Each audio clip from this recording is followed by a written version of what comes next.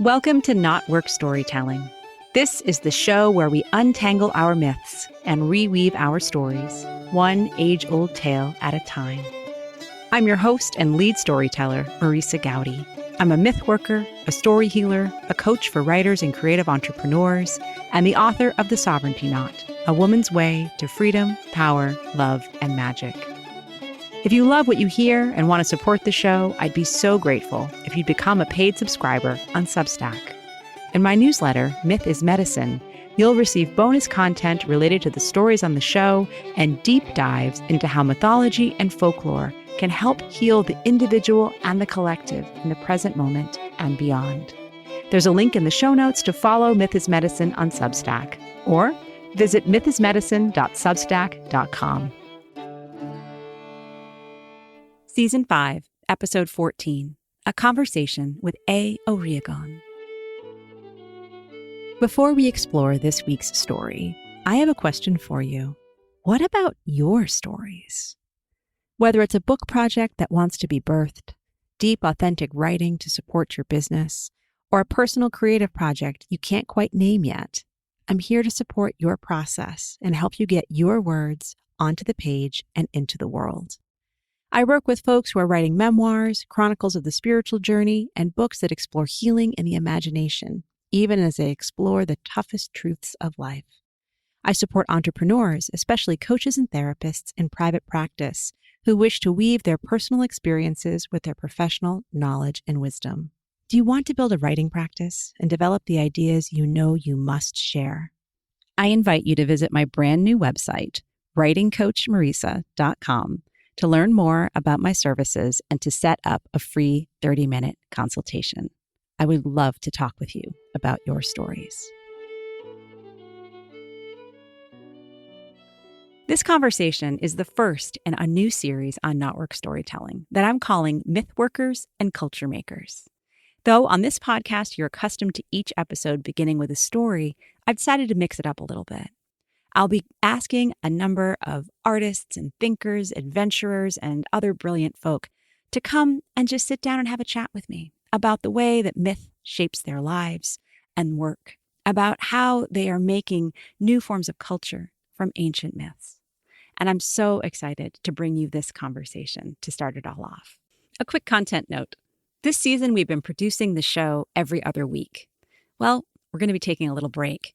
2 weeks from now, I'm going to be in Ireland. And this is a very spontaneous trip. I only booked it a few days ago, and I need a little time to prepare. Well, when I say it's spontaneous, it's also 6 years in the making. I haven't been back to Ireland since 2018. My 10-year-old and I are going to be flying out of New York into Dublin and then taking that early morning bus over to Galway. I'll get to see friends from college and reconnect to one of my absolute most favorite places in the world. I'm not exactly sure what it is that called me back in this moment, but I have a sense that it's something bigger than me. I know that I need to release my own heaviness and pain into the holy wells and into the limestone and into that roaring Atlantic Ocean. And I know that I need to come back with new perspective and new stories. So I am so excited to share those with you. The show will return just before Samhain. So with that, I'd like to introduce you to our guest, Aodh Ó Riagáin. Aodh is an Irish creator of illustration, hand-drawn animation, comics, and beyond, working with a foundation of traditional tools. Creatively known by the moniker Oreganillo, Aodh is working in the bardic and druidic tradition of storytelling and myth-making. Before we dive into the conversation, I want to share with you something that Aodh has written that really feels like an artist's statement for this conversation in many ways. This is what he says. When one speaks of the druidic tradition, it can sound intangible at the best of times. The word druid derives from the Celtic compound word dru and wid, which translates to knower of the oak, knower of trees. The tree is the Irish chakra, the wheel from the root to the crown. It is fundamentally a metaphor for the spine. We can fan out and reach up to the highest heights, but the center must hold. The druidic tradition cultivates wellness within and without by reigniting our sense of interconnectedness, beyond a single organism, but rather a superorganism, a sense of consciousness, a sense of KnotWork. When one speaks of the bardic tradition, it is to speak of a devoted contribution to the Irish mythopoetic history, a polytheistic collective imagination. And when we speak of the bardic tradition, we're speaking of an audience that is equally as mythical as the gods, each a part of their own various pantheons, and capable of making a great ripple, whether its resonance be bright or dark. Well, I am so happy to welcome A to the podcast today. And I'm really excited that he's going to help me start a new series here on KnotWork Storytelling. You know that so often we begin with a story and then talk about all the ways that it still matters. But I really am excited about diving into the meaning making behind the myth. And so I'm calling this series Myth Workers and Culture Makers. And when I met A through Bard Mythologies and an online event, I could definitely tell that he was one of those people. So welcome. I'm so glad you're here. Thank you so much for having me, Marissa. Yes. So we started off with your bio, but let's kind of dive in. And I'd love for you to just tell us a bit about you and how myth is part of your life and work and art. Well, so I am a multimedia artist. I'm working on hand-drawn animation, comics, graphic novels, and whatever other creativity picks my fancy on a particular day. But those are the main mediums. And mythology in the past few years has been a subject which has completely entranced me and helped me feel deeply rooted to where I come from and other human beings. So it's something that I've decided is going to be my lifelong. I suppose taking up the bardic tradition is going to be a lifelong quest for me personally. So mythology is fundamental to my life, I suppose. When did you feel like you discovered that? Or when did mythology discover you? When did the relationship begin?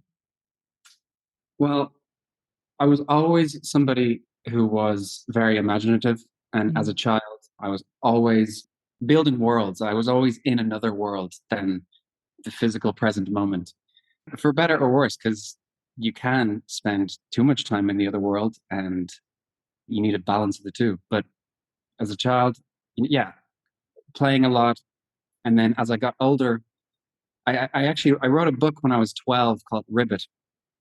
And this was kind of this was the first main myth that I started. And it's not good, but as a 12-year-old, you gotta admire it, I suppose.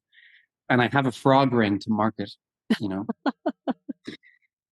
And really what I was doing, I was going through a difficult my personal life was difficult at the time in terms of family life. And again, I was 12, so I was being bullied in school and all this kind of stuff. Yeah. And I found great refuge in going home and writing this sort of adventure book. And it was about a boy who goes to the future and transforms into a frog after meteorites crash. And basically everybody is half human, half something else. And again, it's not very good, but I can retrospectively look back and see that I was processing real things in abstract ways. And I think that's what myth making is all about.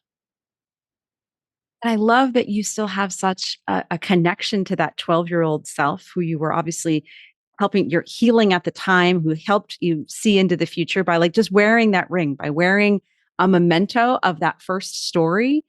I just love the ways in which the myth and the stories we make become real in different ways. And whether it's, we find the perfect trinket at the store and says, oh, that's the thing that connects me back to that original idea that actually, I'm sure it's brilliant in its own 12-year-old fiction way, Yeah. is still with you and you're still finding ways to work with that story and grow it. Well, another way that story in particular helps me feel deeply rooted, and I suppose we can end up tying this back into the larger conversations that we talk about. But my dad, he died actually when I was 14, but he was a very wise and spiritual sort of person. And he taught me to meditate when I was like 4 or something ridiculous like this.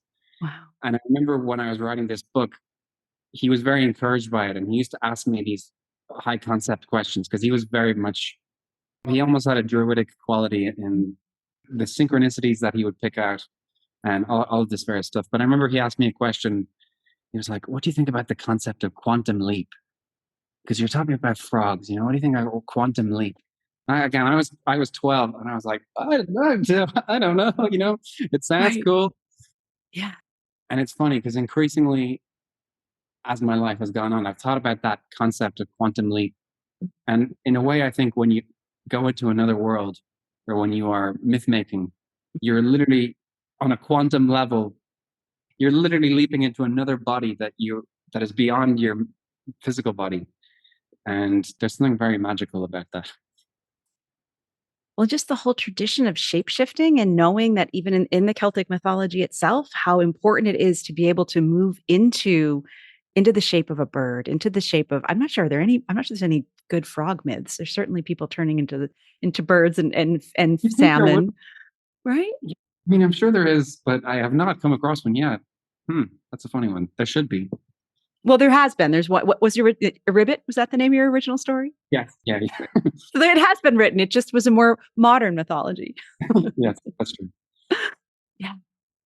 Well, I love this idea of building worlds, as you mentioned, because that's so important for us as creatives. And it's also, knowing that when we're working with stories from Ireland, particularly, it's about so much the mix between the other world and this world. And you brought up that idea of, how powerful that is, but also the risk, right, of what it's like to get lost in our imaginary realm. We certainly know that the myths would say, well, be careful. You don't want to get stuck inside a fairy mound. You may be there for 100 years, even though you think it's only been one evening.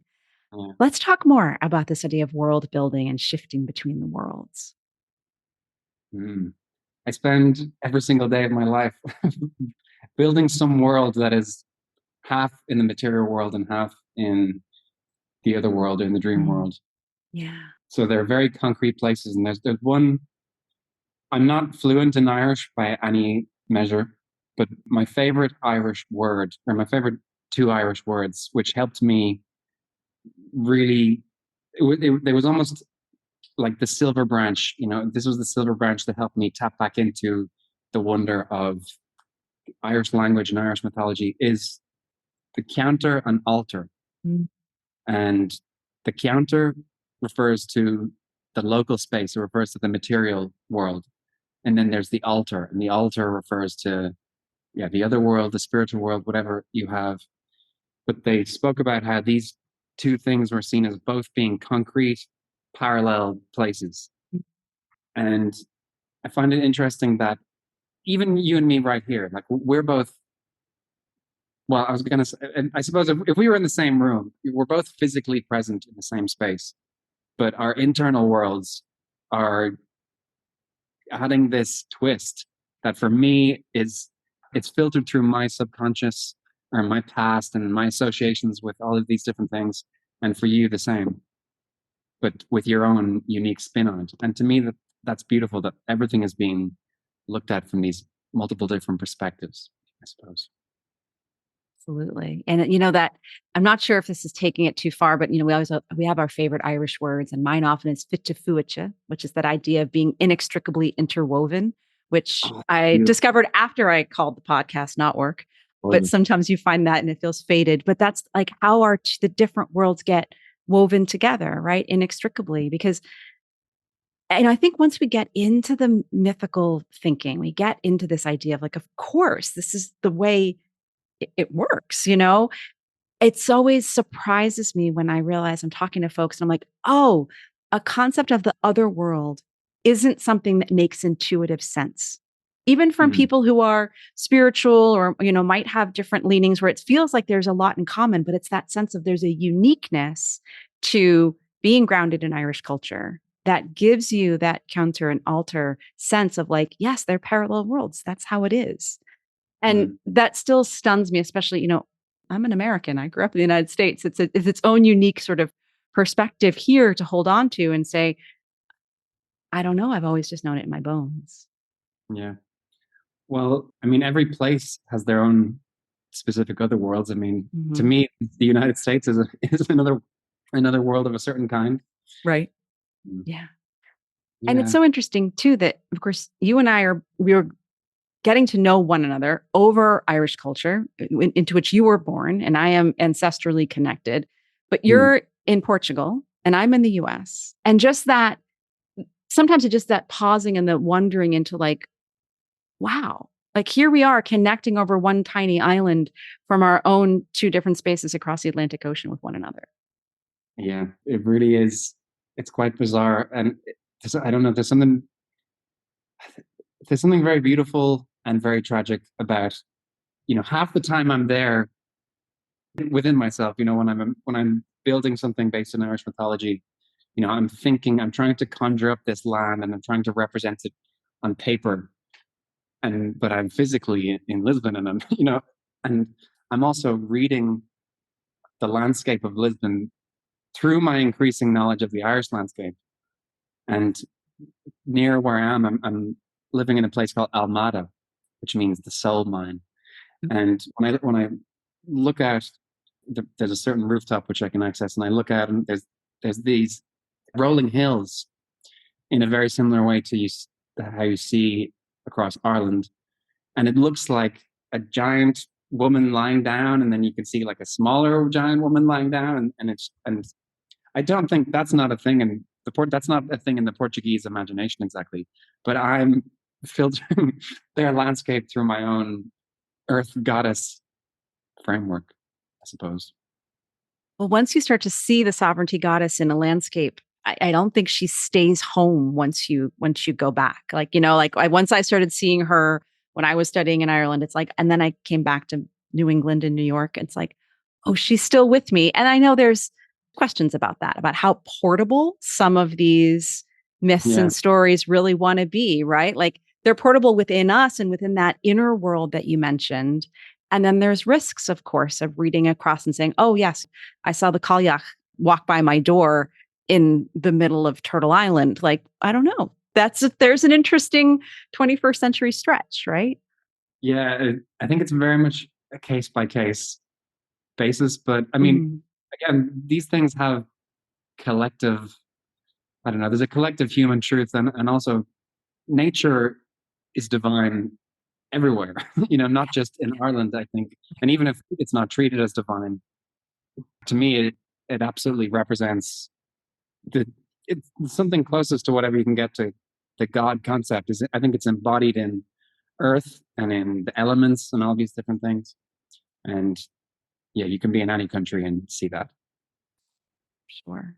Sure.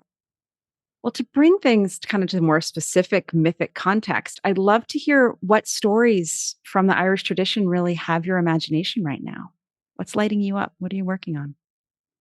So so based on the different projects that I'm doing, I suppose the Irish gods that I have been convening with or interfacing with most regularly, it is Queen Maeve is one, Lou of the long arm, Gubnu, who's the chief smith of the Tuatha Dé Danann, and I'm gonna leave it as those three for now. But so yeah, those are three that I have been dealing with a lot for the past year, 2 years. Mm. Uh, Primarily Queen Maeve, and the other two from time to time, but Queen Maeve is the main one.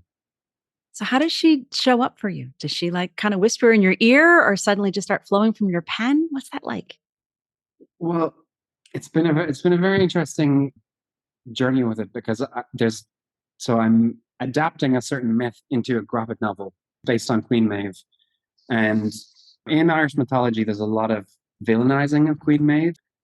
I think she's absolutely fascinating. To me, she's like Tony Soprano. She's so ethically complex, and she's so exciting, and she's so seductive, but also she's terrifying, and also very morally unscrupulous from certain angles, but also just an explosive, bombastic, energizing force of a woman.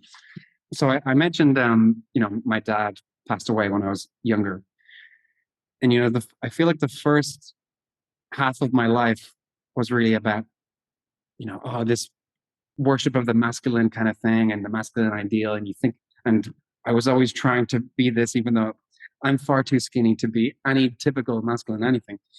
But I'm trying to be this warrior kind of figure and, the hero and all of these kinds of narratives.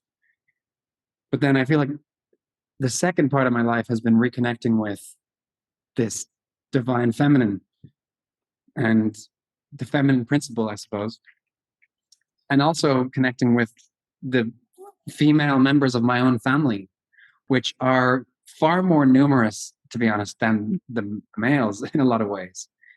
It's very much like that high king sovereignty, or no, like the story of Cessair actually is a better example of it. Okay. Yeah. The 50 women and the 3 men. In a lot of ways, it's like that. And, my mother in particular, like her side of the family has loads of, she's got a few brothers, but sisters and a lot of female cousins who I'd be very close to. And when I was younger, I would have visited them a lot with my grandmother. Tina was her name. And when she was younger, she would have been a dressmaker, actually. So tying it into KnotWork. Yeah. But actually, only at the beginning of this year, my grandmother, Tina, she died. And so if you think about it, like the grandmother is like the root of the tree in a lot of ways. And she was a very bombastic, complex character in a very similar way to Maeve. And it was funny because around the time that I started really devoting myself to this Queen Maeve project, which has been a long time coming, and there's many more work to be done before it's all said and done. But the handshake between my own personal life and my own family connections and my interfacing with this divine feminine goddess. So I don't know, it's very interesting in that way. What about you? Can I ask you a question on this podcast, or is that not allowed? Yeah, I'd be honored. What gods or goddesses have you been, I don't know, dealing with, or which ones have been central for you? Well, I've been working with another really complicated female in Mungin, who features in the Nile of the Nine Hostages story. She's in many ways and I've actually, the episode that will have gone up just before this one is a revisiting of her story, because I keep coming back to her in different angles. But she's the one who was reviled as the evil stepmother type, the jealous wife type, the sorceress poisoner type. But she would have been a sovereignty goddess because she was married to the king. Her name means white queen or sacred queen. And so and actually, when I asked you before about, how does Maeve communicate with you? Does she whisper in your ear or come through your pen? Mungin came to me on the autumn equinox 3 years ago. So just about, 3 days from now is our 3rd anniversary for doing things in threes on this show. And she came through and she told me, I am the voice of interrupted feminine power. And I need you to tell the stories of the gods, guides, and ancestors. And I said, okay. And then she gave me KnotWork as a name. And I said, not often. And she said, start a podcast. And I said, well, this is a great deal of specificity. And I'm very grateful because sometimes it's nice to get clear instructions from the other side. So there's something in common with Maeve and Mungin in a lot of ways. This was on the equinox itself. So I suppose that was also putting you into a certain state of mind. And it was a full moon, and I had just been at my mystery school training, and I was really in the magic, and finally did the practice when so often we mean to do these things on these great celestial days. Like, I sat my ass down next to the fire and I stayed out long past everyone else had gone to bed, and I kept listening. And sometimes that's where the magic really is, right? I love that. Again, another thing that I find wonderful about dealing with these kinds of gods is that really what they are is they're energy containers. They're containers for very specific kinds of energy that you need at a certain point. And I'm a freelance artist.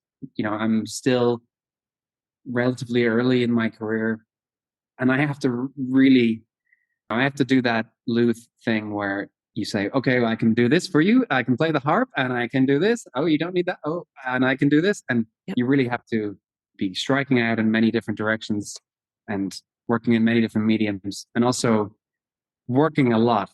And so I really needed this Queen Maeve kind of thing, like charging forward with her spear, I suppose. And this aspect of the warrior queen. Like, I need the energy of the warrior queen to embolden me to do the work that I need to do. And in a very similar way, it sounds like Mongan was energizing you, flowing through you. Yeah, 1,000%. I mean, she herself is a mother. She herself is, I mean, I feel I find myself fortunate. I don't think I'm in quite as complicated of a marriage, thank goodness. But that sense of just saying, what does it mean to be powerful and misunderstood? What does Yeah. it mean to, because we're all working within the system of patriarchal white supremacist capitalism. Like, how do we understand power and be, and we've got those ideas around, okay, it's not power over, it's power with and power to. Like, that's kind of become sort of talking points. What Mm-hmm. does that really mean? How am I truly internalizing that? What parts? Because Mungan scares me. She's fearsome, right? Like she's the villain. And she ends up poisoning her brother and poisoning herself because there was no other, she kind of painted herself into a corner. Mm-hmm. And the fact that the story keeps scaring me and confusing me, and I keep trying, and I pause when I'm like, am I trying to sweeten her too much? Am I trying to find tenderness because I need that? Where's the fierceness? Am I honoring that properly? And how do we, work with these divine beings, these otherworldly beings, without domesticating them too much or without making them caricatures? Well, again, I think that's the beautiful thing about the Irish gods and the Irish pantheon, is that you can't put one metaphor on them. You know what I mean? They're not just one thing at any one time. And, in exactly the same way, Queen Maeve, like, she killed her sister so that she could become queen. And her sister was pregnant at the time. And as a result, Queen Maeve was killed by the child that ended up getting born by her nephew. And he shot a block of cheese at her. And cheese is supposed to nourish you in the Irish, because they called cheese white meats. Did you know? Didn't know that. Huh. Which is funny. But, and so she was killed by this. Yeah. And also in general, Maeve's behavior throughout the Táin, the quest of the Táin, sending half of the country, if not the entire country, to war for the quest of power. I understand it, but I also can see how being incredibly ambitious, because I would say I also relate to that kind of ambition, not in a different way, of course, but I relate to that sort of intense ambition. But I can also see how, like you mentioned Taltu on another podcast, and you're talking about the overwork aspect of it. And, there comes a point where Queen Maeve, in her quest, everything kind of gets screwed up, and the bulls kill each other, and she loses a lot of loved ones in the process. So you just always have to be conscious of what you're taking from them and which ones you're keeping at a distance. Yes.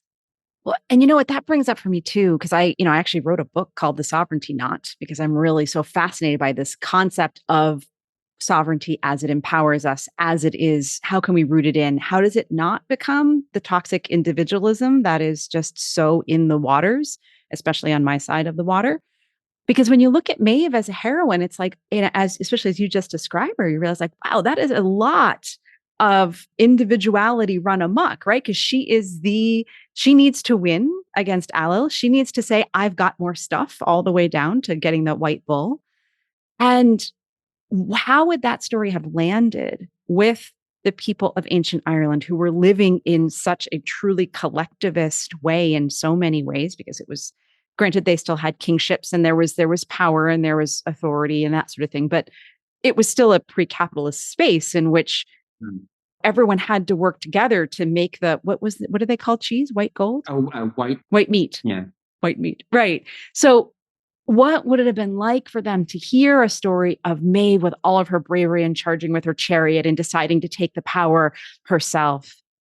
It must have been a lot different than for us moderns who were like, oh yeah, well, we were raised with that in the cradle of like, of course you're going to go get the degree and get the job and achieve the thing and win the awards and da, da, da, da, da. I'm marveling about that a lot lately. To me, it's like, I think you can read, there's several layers of almost like feminist thought in Queen Maeve, embodied in Queen Maeve. Mm-hmm. Because there's a certain wave of feminism where, I suppose, if you're talking about it in terms of this binary kind of thing, she really takes on the masculine in a lot of ways. You know what I mean? Yeah.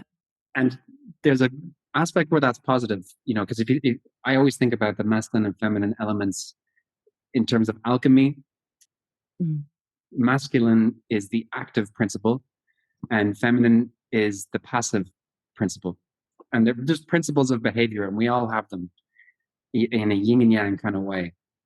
And in capitalism, as you say, the active state is overvalued beyond measure, and the passive state is really, really criticized and really undervalued. And so, because the active state is when you produce, that's when you do the labor, that's when you make a thing, that's when it becomes physical. But the passive state, that's when you listen, that's when you eat, that's when you sleep, it's when you do yoga, it's when you recover, it's when you restore, it's when you kind of hold the cup and look at what you have. Would you be familiar with Ursula Le Guin? Mm-hmm. Yeah. I love, she's got a text called The Carrier Bag Theory of Fiction. Mm-hmm. And I absolutely love that. And she talks in that about the two central tools of our earliest societies. There was the stick and the carrier bag.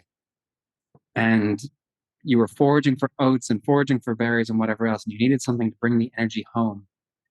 And the stick kind of story, it's maybe more exciting. And there's a hero in it and all this kind of stuff.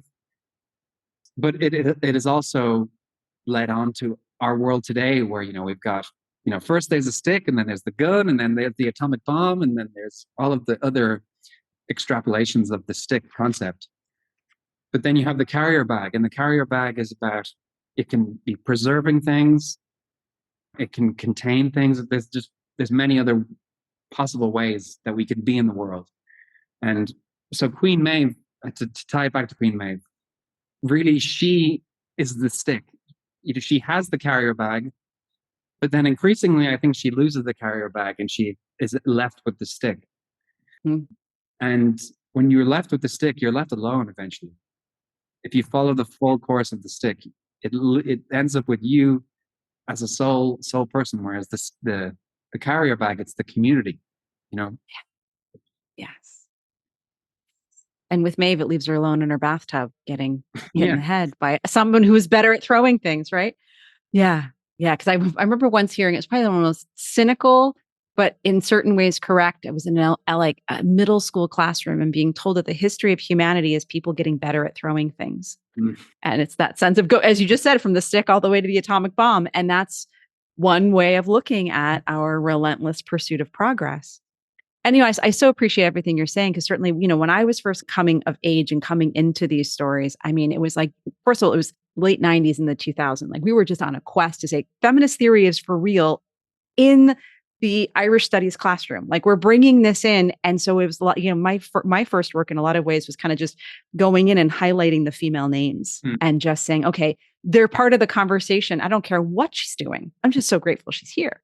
Right. And then I know for me, it's kind of a function of aging in that sense of like, oh, I adore Maeve and so much about her. And isn't it interesting when she allies with certain parts of the culture that I know I need to question, because I have been so kind of colonized by these certain ways of always having to use the stick because, oh, the bag's for girls and, I'll go be a mother, but on the side, because I need to make sure that I'm also active in the world and proving my worth and earning the way and all those different pieces. A lot of pressure to it. Heck yeah. Being alive is no joke, right? Absolutely. Yeah. Yeah. Yeah. Oh, we've covered so much already. I just feel like you've just woven us into such a gorgeous world. I just want to honor, thank you for mentioning your dad and bringing him in. And the way that you kind of mentioned that the way he taught you was a little bit druidical. And I'd love for you just to say a little bit more about whether it's about your relationship with your father or just this idea for you of what it means for someone to teach something in a druidic way. Well, one of my earliest memories would just be, I suppose, him, yeah, sitting around a fire and starting conversations with a group of people and then sitting back and sort of like he would plant a question and he would sit back and he would let everybody else kind of discourse around it. And, Mm, and then also, I have a lot of memories of him talking about synchronicity and talking about throughout his day various patterns. And you met this person and this person had this name and this connection and and all of these various interweaving connections. And I suppose he was bipolar and mm, dyslexic. mm, I have dyspraxia, so neurodivergence is one thing that connects the two of us. mm, Um, and I have heard theories that people who are that when you think about shamans or druids or witches, these would have effectively been neurodivergent people, all of them, people who have a complex and vibrant internal world, but are maybe not so good in the material world. And if you ask them, they're not exactly in this present moment. They're always in a slightly other time. You know what I mean? And he was very much like this, sometimes for good and sometimes for bad. But we also share the same name. So actually, my taking of my Irish name was actually quite a little bit later in my life. So his name was Hugh O'Regan, and I was named after him, Hugh O'Regan, or Hugh Ó Riagáin. And I was nicknamed Hugo for a long time, which is like a French name. right. And to me, that's completely emblematic of how far away I was from the roots of where I was. I not only didn't have my own name, I was, yeah, just a very disconnected from that. And after he died, a couple of years after he died, it was actually only during the pandemic, I looked up like what's actually the etymology of Hugh. And the Mm, etymology of Hugh comes from A or Aid or Eich, as it's also pronounced in certain counties in Ireland. And it means fire. And to me, that has been such a key element in a lot of the art that I have done all throughout my life. There's always been fire as some central element, even before I was conscious of this name connection. And I made a short film named Candle Baths, which is on my website. And it was during the winter of the pandemic, freezing cold. I was in Ireland at the time, freezing cold winter. We had a digital fire in our house, like one of these electric kind of fires. And the film is made by me filming basically very close up this electrical fire and trying to basically create a fire festival like Samhain or like Lunasa or these kinds of things. And it was also just my way of connecting with him. And at the end, there's the ash and cinder. You know what I mean? He's the foreflame. I'm the present flame, and he's the foreflame. And again, I think him having died when he did has also been a very key thing because I've always had a continual awareness of death.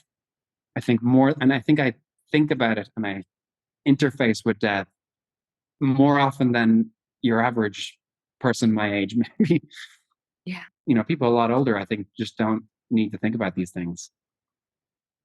And I think death to me is fundamental to Irish mythology. It is. And it is, in fact, fundamental to life, of course. But as you say, we spend all of our lives denying it in every way, up, down, and sideways, right? And it wants to be part of life because that's the truest essence of here we are to be born and to die and to be reborn in any number of different ways that might fit at different cosmologies. Even the most, again, if you even analyze a fire, you have a Mm, big, beautiful blaze, and you can take whatever metaphor of vivaciousness you want to take from that. But then it's destroying the logs, and it's sitting on a pile of ashes, and it's increasingly going to return to those ashes.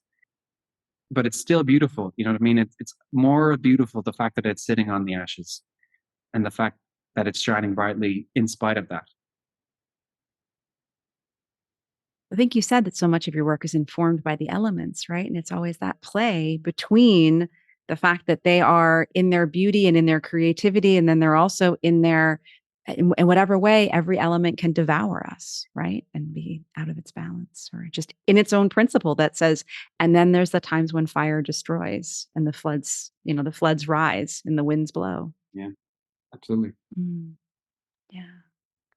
Oh, this has been such a remarkable conversation. I'm so immensely grateful for all of the territory we covered. And I'd love to hear a little bit from you about, places you might want to send listeners where they can find a little bit about your work. You have so many fabulous animation videos I've been, really exploring on your website, but where would you recommend people start, or some places you'd love them to look into? So I've animated a few different myths thus far. I've animated the myth of Bran and the Silver Branch, Mm. which I have a remastered version that's going to be going up, and I'll be releasing that on social media, hopefully within the coming days, if not next week. Also, I did an adaptation of the origin of the Tawn bulls, so the two bulls that are in the cattle raid of Cooley. It's how they came to be bulls, because they once were pig farmers. And I suppose if you're interested in mythology, I would say start there and scroll around the website and see whatever catches your fancy. But I have a lot of ambitions, again, to continue to create various different myths in animation. And also, I've given myself a 5-year plan. This podcast is a testament to this. I've given myself a 5-year plan to make a feature film that deals with Irish mythology, because there is none. There is absolutely none. None. And Right. Somebody's got to do it. And that is my plan. I really want to, continue to expand the distribution of these pieces, because just Irish mythology is not known nearly enough as it should be. Right. It's as wonderful as all the other myths. So yeah, Oreganillo.org is where you can follow me. And if you're on Instagram, I am at Oreganillo Artworks. Brilliant. I'll include all the links to all that in the show notes so folks can find you. And I'm really excited. I like your 5-year plan. I remember, gosh, this would have been in the last century, an Irish studies professor saying, oh, they haven't made a film about Irish mythology because it out-weirds the weird and it out-moderns the modern. But that's, last century thinking. And here you are. It's time. So help us. Gotta embrace the weird. Take Exactly. If we're not ready, you help us get ready, right? I feel like we could have a very long. There's a lot of questions I want to ask you as well, but hopefully another time, if I return to the podcast, I would love to chat to you more. Oh, let's. I mean, that's the joy of it. It's my show. I can do what I want. We can have a table turning conversation, perhaps. Sounds good. Yeah. Thank you so much for being with us today. Thank you so much, Marissa. Thank you for tuning in to the KnotWork Storytelling Podcast. Please subscribe and review the show on your favorite podcast platform, and do share this episode with other lovers of myth and story. By the way, everyone is a lover of myth and story, even if they've forgotten. Creating this show is a labor of love, and your support will help me continue to craft and share stories through this season and beyond. Please consider becoming a subscriber to my paid newsletter, Myth is Medicine. You'll find it on Substack, and that's where all my newest writing and occasional bonus podcasts can be found. You can learn more about my writing, my book, our online creative community, The Writer's Knot, as well as how to work with me as a writing coach over at marissagowdy.com. Gratefully, I live, write, work, and record this podcast on the ancestral lands of the Munsee Lenape tribe, whose name means original people.